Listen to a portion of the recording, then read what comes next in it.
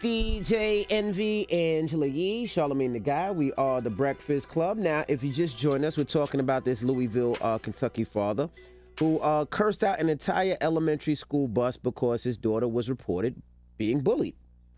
We're asking 800-585-1051, how would you handle it? Here's audio of the dad actually going off in the school bus. I mean that. I know for everybody over here. Touch my daughter again, and I'm gonna flip this whole bus. Now here's the dad apologizing for the things that he did. I'm hurt with myself for how I did that. I am hurt with myself for how I did that. I want to apologize to everybody that was involved in the situation. So we're asking 800-585-1051, how would you handle that situation? I've handled the situation not as bad as the father, but I've been there before.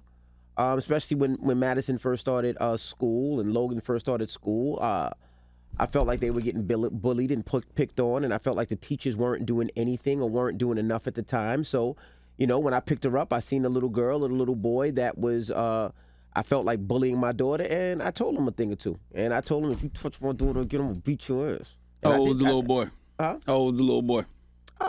They were in, I believe, probably first grade. Yeah.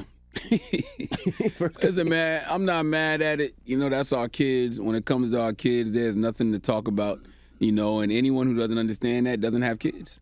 You know, dude said he spoke to the school. They did nothing. You know, from what I've seen, the daughter came home. She had a lump on her head. She said she got jumped.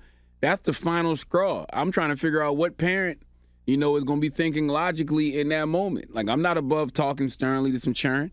You know what I mean? And I'm definitely going to threaten to beat somebody's parents up. I actually would like to check the father first, but I love to threaten to beat somebody's daddy up. You know that little boy Ryan that play with them toys on TV? I tell my 7-year-old all the time I'm going to beat his daddy up. Why you going to beat his daddy up? I don't, just because they're annoying.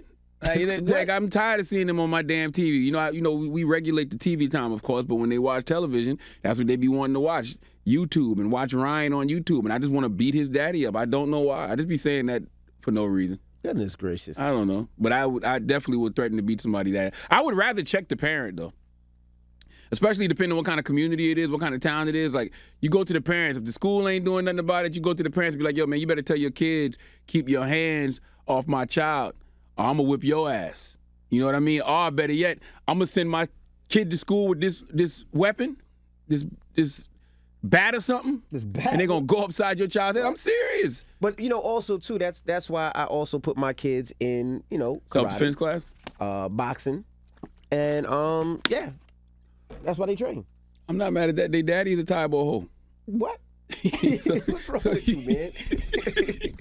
Let's go to the phone lines. Hello, who's this? Hey, this is Cherie. Cherie, good morning. What would you do if you were in a similar situation? I definitely think it could have been handled maybe between the parents, and y'all said they didn't even go to the school, so I don't know about the school, but definitely between the parents, maybe wait at the bus stop ordeal, because I'm gonna definitely need to have an interaction with the parents, but I don't think that was not handled good at all. Yeah, okay. I see both sides. I mean, you know, it's the fact that they're elementary school kids, and it doesn't seem like he knew who actually did it. You know what I mean? So he just yelling at a whole bus, so you traumatize a whole bus, and now you got other parents mad at you because if my kids come home and say, man, this dude came out here and cursed all of us out, now you got to see all the parents. So that's why you got to measure twice to cut once. I need to know exactly who kid I'm talking to, or I need to know exactly what parent I need to check. But see, a lot of these people that's calling, their kids are the bullies. They just don't know their kids are the bullies. Yeah. They didn't see you argue with your girl at the crib or argue with your hubby at the crib. Yeah. And your kids is the bully. Your kids is the problem. Yeah. You bully ass kids. Bully ass kids. Hello, who's this? Hello? Hi, good morning. How are you guys? Hey, what's your name? D. Hey, D, what's your thoughts, D?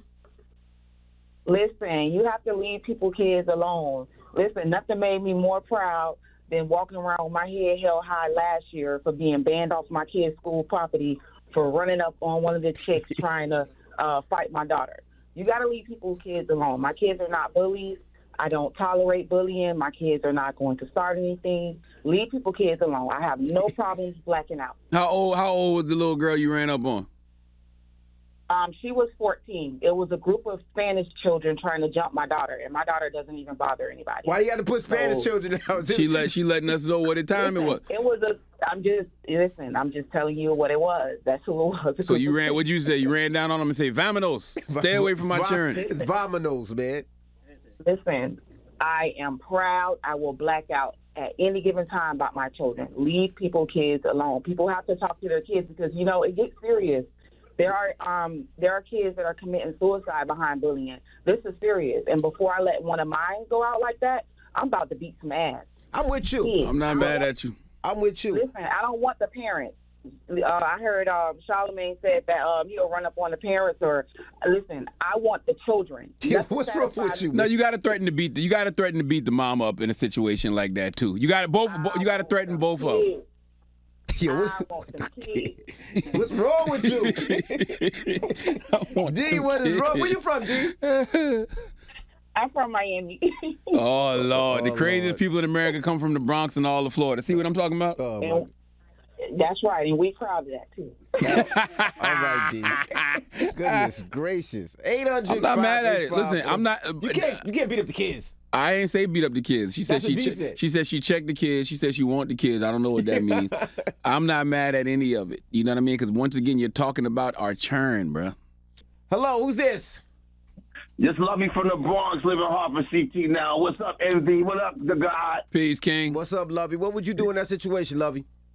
Being a single father, I've been put in this predicament. So I have, like, this dude, like, I have empathy for King. Respectfully, I have empathy for him, but I don't respect what he did.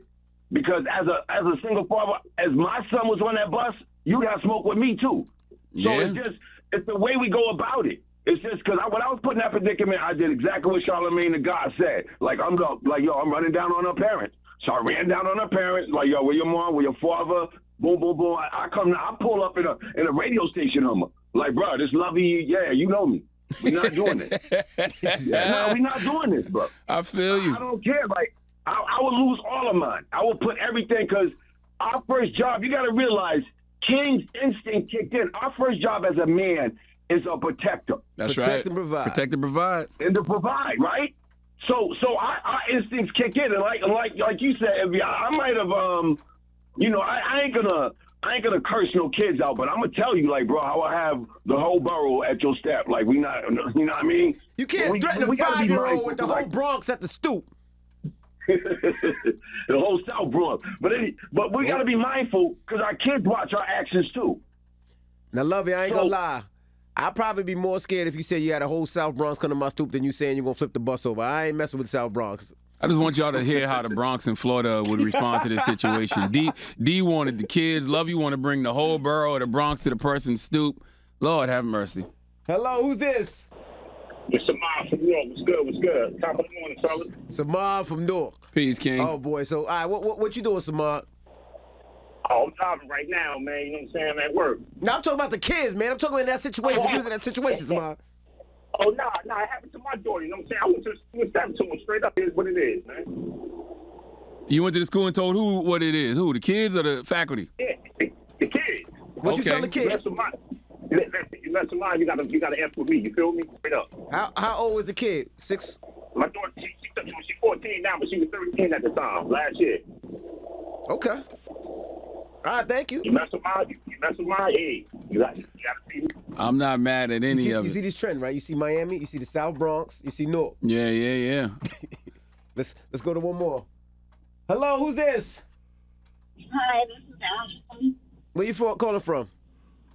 I'm calling from Sumter, South Carolina. Hey, 803, what's happening? Now, what would you do in this situation, Mama?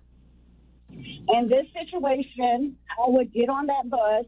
I would confront every child that jumped my child and hope for them to go get their parents to come to me. Goodness. Well, you got to tell the kids, you got to say, and tell your parents I'm looking for them. Okay? Yes. Tell your punk-ass parents I'm looking for them. Oh, yeah. Because they raised a bunch of little punks, bullies. Whatever happened to the let's talk it out? Maybe you're going through something in your life. There's some issues at home that we need to discuss. Whatever happened to that? Why y'all going to violence? I didn't say violence. Listen, here's the thing. When your kid gets jumped. I got got to ride for mine. Yes, your kid got jumped, bro. Your kid got jumped. After we even the score, then we can talk about after we even the score, we can bring it back down to a level of peaceful resolution. Okay? The moral of the story is, man, leave people's churn alone. Okay, you messing with someone's kids, no telling how they gonna react. But that's why I wouldn't have cursed the kids out on the bus, but I would tell the kids sternly, leave my children alone. And when I see the parents, I'm definitely pressing the parents. And the reason I wouldn't have cursed the kids out on the bus, because now I'm just as bad as, you know, the kids that yeah, because I don't want nobody messing with my kids, so now I'm going to traumatize somebody else's kids. But I will let them kids know, don't you put your hands on my churn, and tell your punk ass daddy I'm looking for him. And when I catch your daddy, I'm gonna beat him up. That's what you do. You make it all the smoke for the parents. So now that kid got to go home and, you know, deliver that message to daddy. And the daddy come back around and daddy look like Debo. He a like 6'6" ex-football player. That's right. Or ex-Marine. No, we get him taken out. And here's the thing. When you beat up somebody's parent, right, now the parent really mad. At home with a black eye telling their children, leave them people kids alone. remember on Friday when Red Daddy said, you out here bothering this man about your bike? Leave that man alone. Leave that man alone. He stole your bike. Leave That's that man right. alone. That's right. That's right. Oh, my goodness. All right. Well, when we come back, we got your rumor report. We got to talk about Vivica Fox. She has some choice words for Nick Cannon. We'll talk about it when we come back. It's The Breakfast Club. Good morning.